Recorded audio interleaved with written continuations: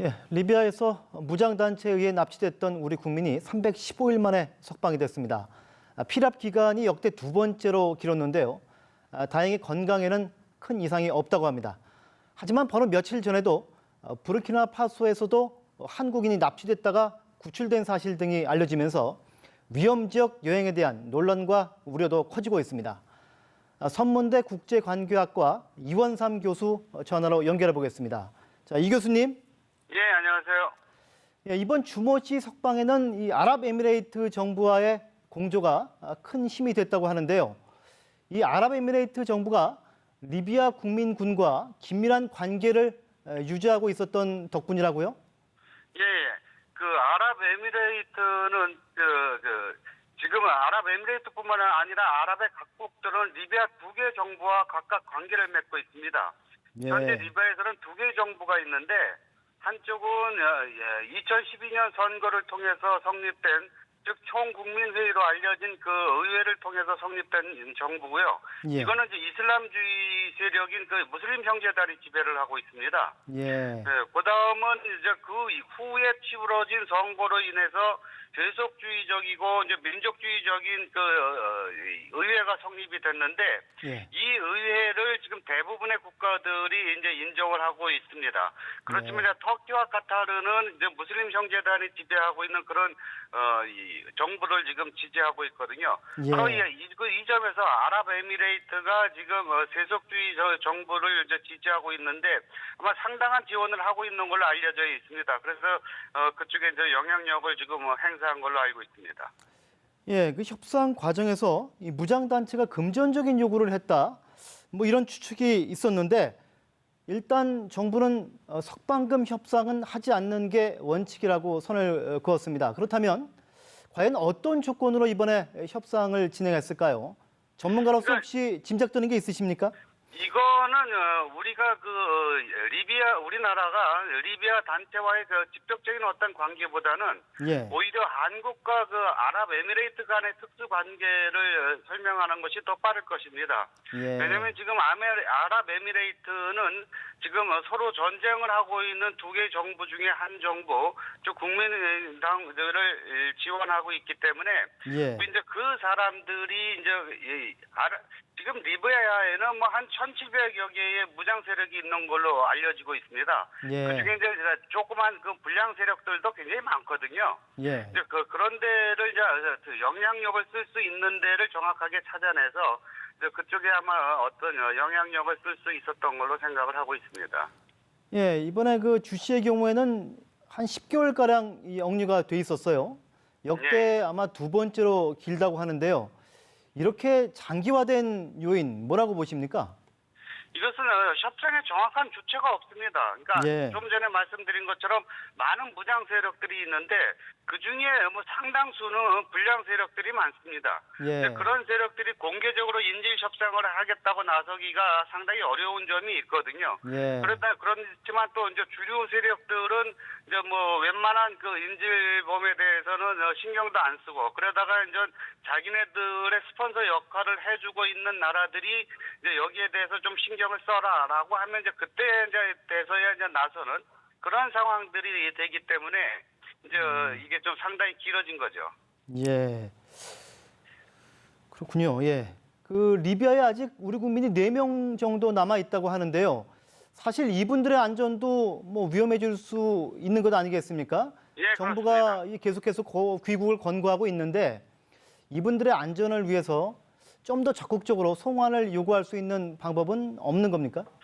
지금 저희 나라에서 우리나라에서 하고 있는 것은 예. 크게 4단계입니다. 여행 유의, 여행 자제, 철수 권고, 여행 금지 이렇게 되어져 있거든요. 예. 그런데 이제 여행 금지라고 하는 것은 이제 실제로 이제 그쪽에서 이제 전면전이 일어났을 때나 발령이 되는 것이고 예. 대부분 이제 3단계인 철수 권고가 가장 높은 건데 예. 이것을 강제할 수만은 없는 것이 이제 대부분의 이 사유 재산을 지키기 위해서 머무는 사람들이 대부분이거든요. 그렇군요. 그리고 예. 특히 리비아에는 그 많은 건설 공사가 투자되어져 있습니다. 예. 그러니까 그 많은 재산들을 놓고 철수하기가 그분들도 위험한 건 알지만 그렇게 쉽지 않다는 거죠. 예, 그래서 이번에 이제 우리 정부도 이번에 이제 이런 사태를 겪고 이제 강력하게 이제 권고를 하고 있다라고는 하지만 이제 감지할 수는 없는 거죠. 예. 이번 그 리비아 말고도 며칠 전에 이 부르키나파소에서 우리 국민이 피랍됐다가 또 프랑스 군에 의해서 구출되기도 했지 않습니까? 예, 예. 근데 그분 같은 경우는 한 1년 6개월간 위험 지역만 이 골라가면서 여행을 다녔더라고요. 그런데 이렇게 위험 지역을 여행하는 것도 현재로서는 제지할 수 있는 방법이 없는 겁니까?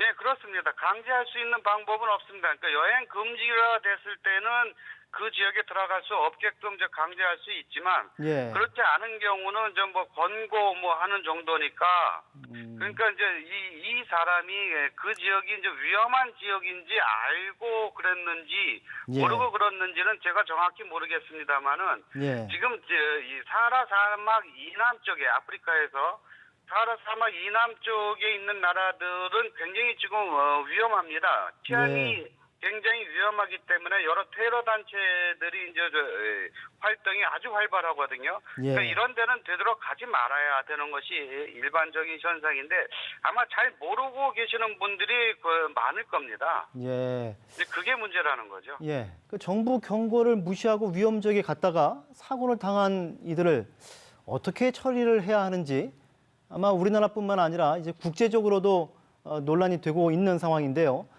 교수님 견해는 어떠십니까?